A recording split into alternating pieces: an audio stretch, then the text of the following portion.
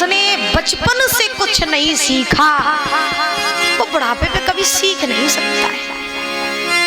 ध्यान रखना, क्योंकि जब तक बच्चे को चलना न सिखाओ तब तक बच्चा चलना नहीं सीख पाता है।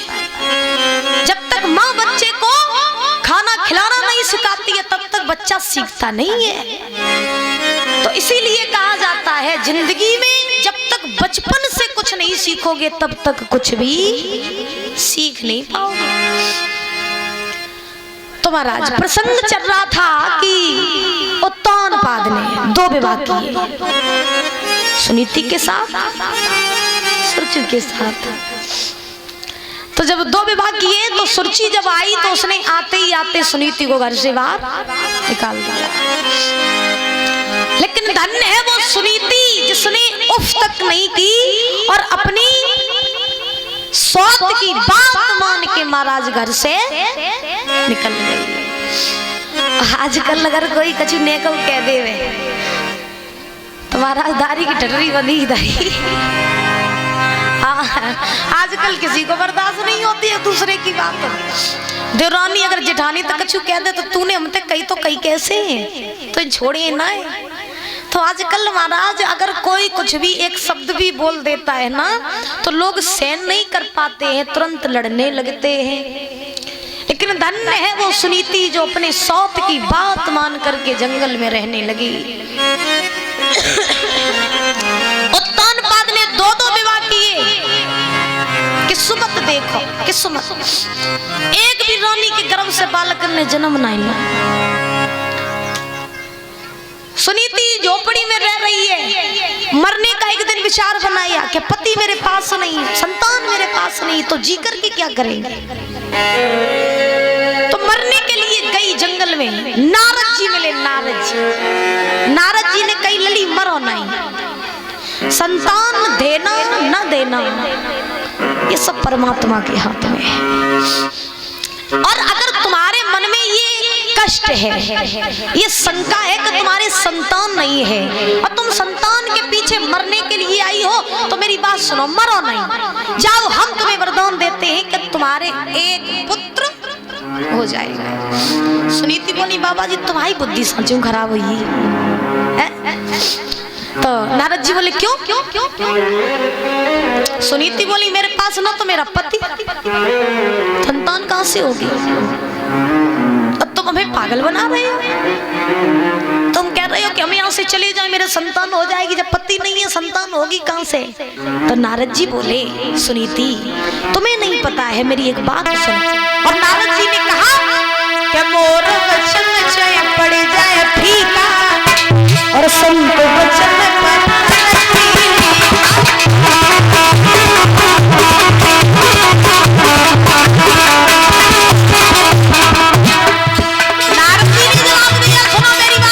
पागल नहीं बना रहे, हम तुम्हें केवल उपदेश दे रहे हैं। सुनो मेरी बात।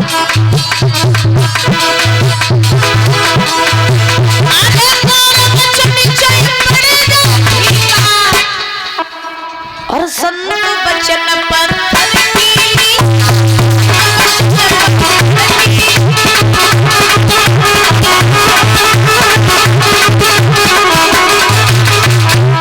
मोर वचन चाहे पड़ जाए फीका, संत वचन पत्थर की लीका। नारद जी ने जवाब दिया संत का वचन कभी खाली नहीं जाता है, इसीलिए मेरी बात मानो, यहाँ से लौट जाओ, मरो नहीं। हम तुम्हें ये वरदान देते हैं कि तुम्हारे एक संतान हो जाएगा। नारद जी ने जब ये वचन कहे तो आज सुनीति ने बात मानी, बात मान करके चली आई। जब सुनीति बात मान करके चली आई तो उसी समय झोपड़ी में रहने लगी। एक समय की बात, उत्तानपाद शिकार खेलने के लिए गए तो जंगल में जब पहुंचे तो सुरुचि ने कह दिया था कि जाओ खूब, लेकिन अगर मेरी सौत के ढंगल चले गए तो तुम्हें हड्डी को सुरमा बनाए दिए। सौत के पास अगर भूल के चले गए तो फिर हमसे बुरा कोई नहीं होगा। तो उत्तानपाद बोले ठीक है नहीं जाएंगे। कार नहीं मिला, रात हो गई। उत्तानपाद ने सोचा कि मौका अच्छा है, अपनी बड़ी पत्नी से मिले आए। तो उत्तानपाद चले सुनीति की झोपड़ी में पहुंचे। रात का समय हो गया, दरवाजा खटखटाया, सुनीति ने दरवाजा खोला। अपने पति को दरवाजे पर खड़ा देख करके सुनीति की खुशी का ठिकाना नहीं रहा। अपने पति का हाथ पकड़ लिया, झोपड़ी में ले आई, घास का बिछौना डाल दिया, अपने पति को बैठा दिया। बारिश समय कहा जाता है ना कि समय से बड़ा और समय से बड़ा बलवान संसार में कोई हो नहीं सकता है, ध्यान रखना। क्योंकि समय का जब तमाचा पड़ता है ना तो इंसान कब जमीन पर आकर के मिट्टी में मिल जाए किसी को पता नहीं है, क्योंकि समय से ज्यादा बलवान दुनिया में कोई है नहीं। एक समय वो होता था जब उत्तानपाद महलों में आते थे, तब मैया सुनीति मखमल का बिछौना बिछाती थी अपने पति के लिए, 56 भोग खिलाती थी अपने पति को, सुंदर सुंदर पकवान खिलाती थी। लेकिन आज समय ऐसा है कि जब उत्तानपाद आए तो मैया ने घास का बिछौना बिछाया। अपनी पत्नी की दशा देखी उत्तानपाद रोने लगे। बोले हे रानी, मैंने कभी ये नहीं सोचा था कि तुम्हारी दशा ऐसी भी हो जाएगी। अरे मैंने तुम्हें रोका था कि मेरी दूसरी शादी न करवाओ, लेकिन तुमने मेरी एक बात न मानी। आज देखो तुम्हारी दशा कैसी हो गई। तब सुनीति ने जवाब दिया, महाराज अफसोस मत कीजिए, मेरी किस्मत में जो था वो मेरे साथ हो रहा है, आप चिंता मत कीजिए। भगवान ने मेरी किस्मत में यही लिखा था, कुछ दिनों का सुख कुछ दिनों का दुख। तो ये जो दुख भगवान ने मेरी किस्मत में लिखे थे तो बस वही दुख हम भोग रहे हैं, आप चिंता मत कीजिए। आज बुजुर्गों ध्यान देना, उत्तानपाद ने अपनी पत्नी से वार्तालाप कर रही है उत्तानपाद, इधर सुनीति भी अपने पति से वार्तालाप कर रही। आज वही रात बिताई उत्तानपाद ने सुनीति के साथ, और उसी रात मैया सुनीति ने गर्भ धारण किया। और जब गर्भ धारण किया, सवेरा हुआ, उत्तानपाद आए अपने महल में, और इधर धीरे धीरे दोनों रानियों ने गर्भ धारण कर लिया। जब दोनों रानियों ने गर्भ धारण किए तो सुनीति के गर्भ से एक पुत्र ने जन्म लिया, और इधर महलों में सुरुचि के भी गर्भ से एक पुत्र ने जन्म लिया। देखिए किस्मत का खेल कि जब पुत्र हुए नहीं तो एक भी रानी के नहीं हुआ, और जब पुत्र हुआ तो दोनों रानियों के साथ साथ। ऐसी होती है किस्मत। और समय से पहले कोई महाराज कुछ भी कार्य नहीं होता है। तो दोनों रानियों के गर्भ से एक एक बालक ने जन्म लिया। महलों में जब सुरुचि के गर्भ से पुत्र ने जन्म लिया तो सुरुचि के पास में हजारों दास दासियां खड़े हैं, लेकिन झोपड़ी में जब मैया सुनीति के गर्भ से पुत्र ने जन्म लिया तो मैया के पास कोई इतना नहीं है जो मैया की पीड़ा को बांट सके। इसीलिए कहा जाता है ना कि किस्मत का खेल कोई नहीं जानता कि कब किसकी किस्मत कब बदल जाए, क्योंकि विद्वान बड़े सुंदर सुंदर शब्दों में लिखते हैं कि एक वृक्ष की दो डाली और पर किस्मत जुदा जुदा है। और करना सब एक वृक्ष की दो डाली पर किस्मत जुदा जुदा है, लेकिन एक डाली जाए हवन में, एक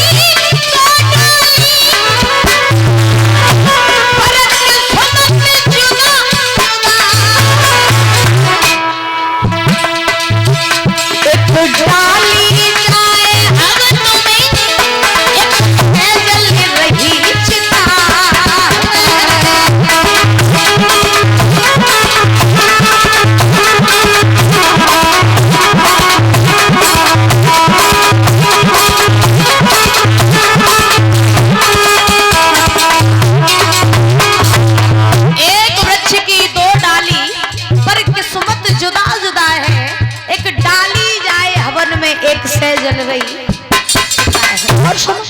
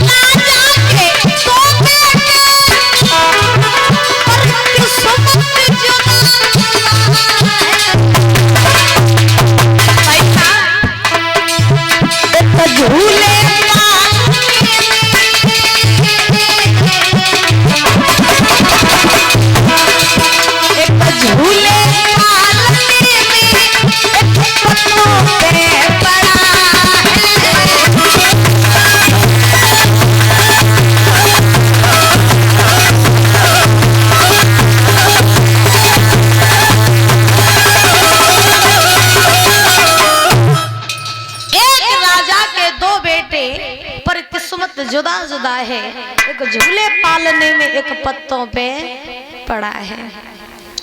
ऐसी होती है किस्मत। आज उत्तानपाद ने बड़ी खुशी मनाई, माफ करें समय है थोड़ा और कथा है ज्यादा बड़ी, तो इसलिए थोड़ा संक्षेप में समझा रहे हैं। श्री सुखदेव जी समझा रहे हैं राजन परीक्षित खुशी मनाई कि उनके घर में दो दो पुत्र हुए, दोनों बालकों के नामकरण संस्कार हुए। सुरुचि का लड़का जो था उसका नाम उत्तम पड़ा और सुनीति के जो लड़के थे उनका नाम पड़ा ध्रुव। दोनों बालक धीरे धीरे बड़े हुए, एक ही पाठशाला में पढ़ने के लिए जाने लगे तो उत्तम और ध्रुव की घनिष्ठ मित्रता हो गई।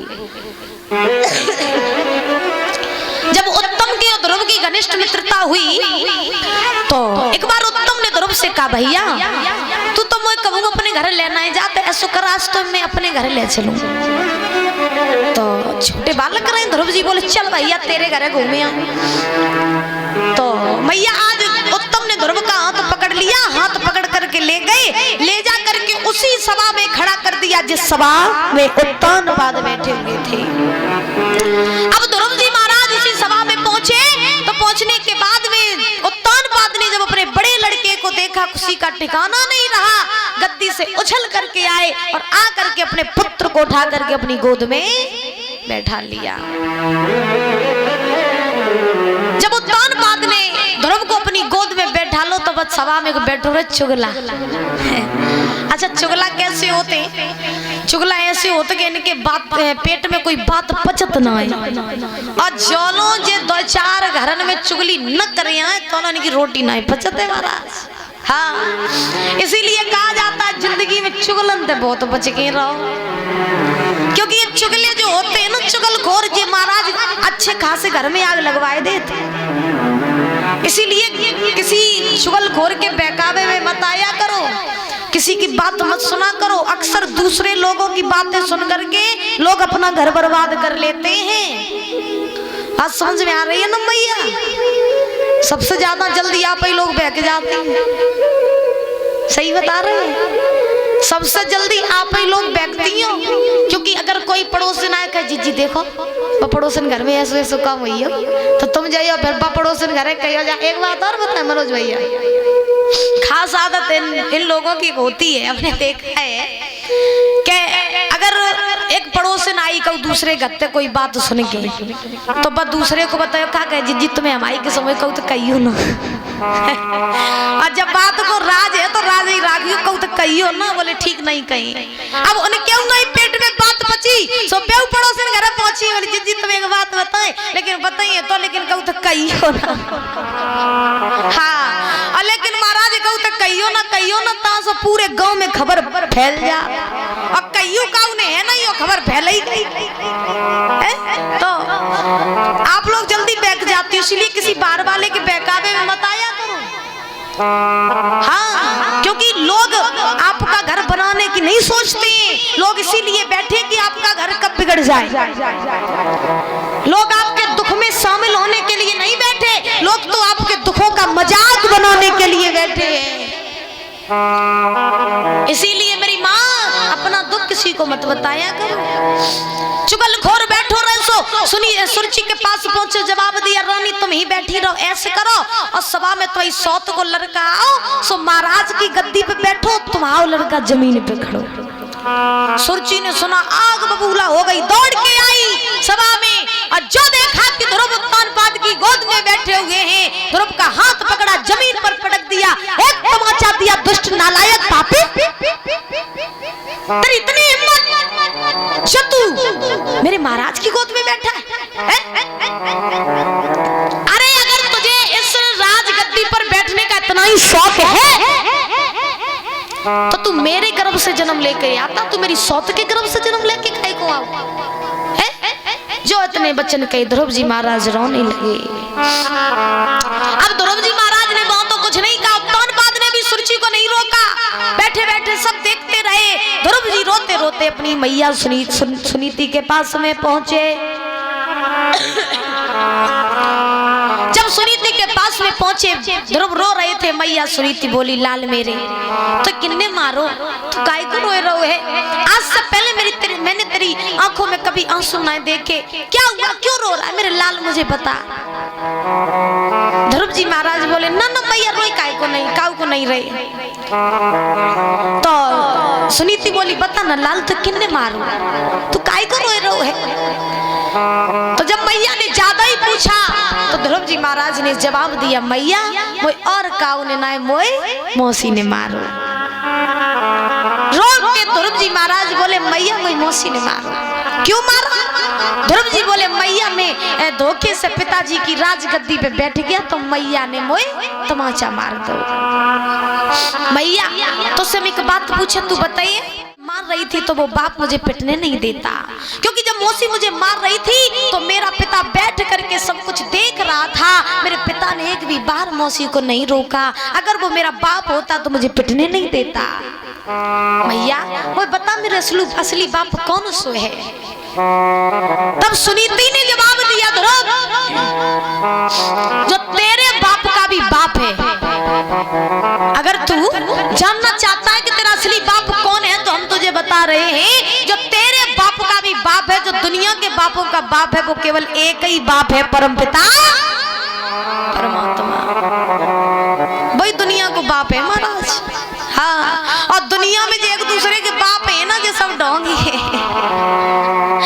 सब ढोंग है, कुछ भी नहीं है। बाप मर जाएगा तो महाराज बेटा बिना बाप का, बेटा मर जाए तो फिर बाप बिना बेटा का।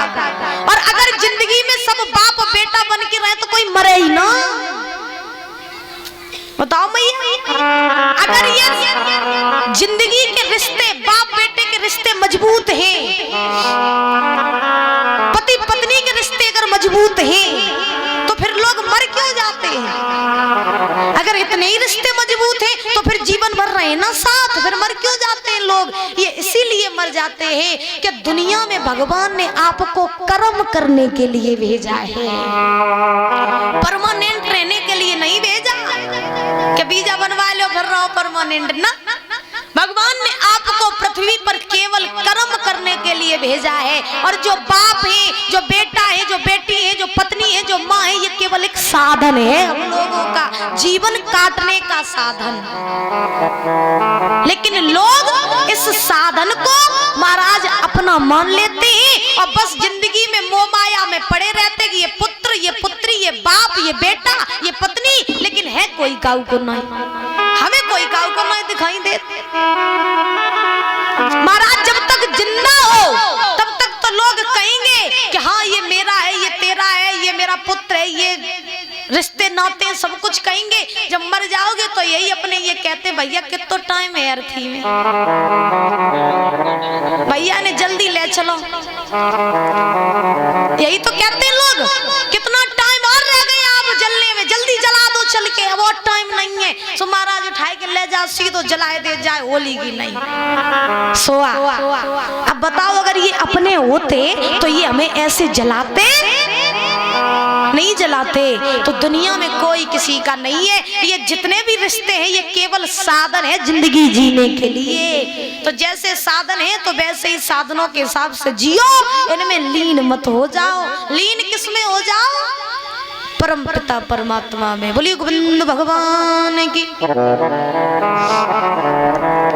बात समझ में आ रही है? 4 दिन हो गए कथा के होते होते, कुछ सीखा आप लोगों ने? ना पंडाल में बैठे बैठे मुंह हलाते रहो कि हाँ बात तो सही हो, घरे जाए के रोटी वोटी खाए के सब भूल जाओ। ऐसा सिस्टम न करियो भैया, ठीक है? तो श्री सुखदेव जी समझा रहे हैं राजन परीक्षित। सुनीति ने जवाब दिया कि अगर तू असली बाप को जानना चाहता है तो असली बाप है परमपिता परमात्मा। अब ध्रुव जी महाराज छोटे से पूछ रहे, मैया वो परमात्मा मिलेगा कैसे? तो सुनीति बोली, बेटा वो परमात्मा तुझे तब मिलेगा जब तू जंगल में जाएगा, भजन करेगा, मोह माया को छोड़ेगा। तो ध्रुव जी महाराज के दिमाग में वही रील घूमने लगी कि अब तो कुछ भी हो जाए उस बाप को तो पाके ही रहेंगे। और अगर सुनीति अपने बेटा ध्रुव से ये न कहती कि भगवान जंगल में मिलेंगे तो कभी भी महाराज ध्रुव जी महाराज की कथा हम आपको सुनाए न रहे होते, है ना? क्योंकि माँ अगर चाहे तो बच्चे को बना ले, माँ ही अगर चाहे तो बच्चे को बिगाड़ ले। ध्यान रखना, जितने भी संस्कार जितने भी गुण आते हैं ना वो बच्चों के अंदर माँ के आते हैं। ये बात मेरी गांठ बांध लेना। लोग ये कहते हैं जब लड़का होता है कोई कहता बाप पे गया, कोई कहता चाचा पे गया, कोई कहता बुआ पे गया। नहीं, हमेशा मेरी बात ध्यान रखना, बच्चा कैसा भी हो उसके गुण उसकी माँ से आते हैं। बच्चे के गुण उसकी माँ से आते हैं, ध्यान रखना। इसीलिए बच्चों के अंदर अच्छे संस्कार डाला करो। आजकल की माताएं सिखाती हैं अपने बच्चे को, सवेरे हो गुड मॉर्निंग बोल, रात हो तो गुड नाइट बोल के सोए जा, सोए जा लला, बस सुला देती। मम्मी से मॉम बोलो, पापा से डैडी बोलो। आजकल डैडी नहीं बुलवाती, सीधो डैड। न बाप मरो तो मत जाए। हाँ हाँ बेटा डैड बोला करो। अगर पापा बोलियो, पिताजी बोलियो, है पिताजी बोलियो, पापा बोलियो तो इज्जत घट जाए। डैड बोलो, डैड। हाँ ना के तो पापा है। बोले गोविंद भगवान की। तुम्हारा श्री सुखदेव जी समझा रहे हैं राजन परीक्षित। ध्रुव जी महाराज ने जवाब दिया, मैया अब कुछ भी हो जाए मैं उस परमात्मा को पा करके ही वापस आऊंगा। तो आज मैया सुनीति ने अपने पुत्र को जंगल के लिए भेजा। जब सुनीति ने अपने पुत्र को जंगल के लिए भेजा, उत्तानपाद को पता चला कि मेरा बेटा ध्रुव जंगल में अकेला जा रहा है। तो उत्तानपाद ने जवाब दिया, ध्रुव न जाओ, हम तुम्हें अपना आधा शासन देने के लिए तैयार हैं।